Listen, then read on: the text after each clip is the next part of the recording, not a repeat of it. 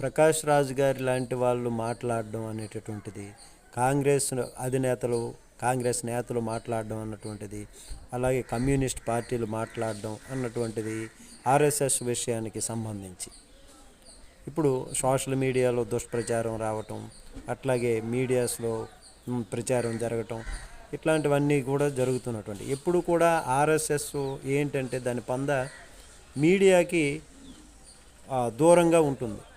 ఎక్కడైనా ప్రెస్ మీట్లు కూడా అప్పుడు పెట్టేవాళ్ళు కాదు. కొన్ని వందలు వేలల్లో మాత్రమే ఇప్పటివరకు చరిత్రలో ఉండేటటువంటిది.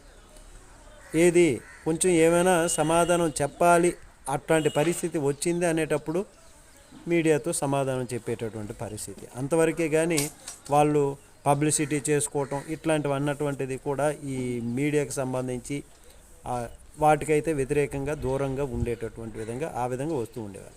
ఈ మధ్య కాలంలో సోషల్ మీడియాస్లో ఎక్కువగా ప్రచారంగా రావటం, ప్రచారాలు చేయటం, ఇట్లాంటి వాళ్ళు మాట్లాడడం ఇవన్నీ చూసి దానికి సంబంధించి వాళ్ళు ఇప్పుడిప్పుడే మోహన్ భగవత్ గారు అంటే ఆర్ఎస్ఎస్ చీఫ్ ఇట్లాంటి వాళ్ళందరూ కూడా, అట్లాగే ఆర్ఎస్ఎస్కి సంబంధించి కొంత నాయకులు ఇప్పుడు దానికి సంబంధించి మాట్లాడడం అన్నటువంటిది జరుగుతున్నటువంటిది ఇప్పుడిప్పుడే.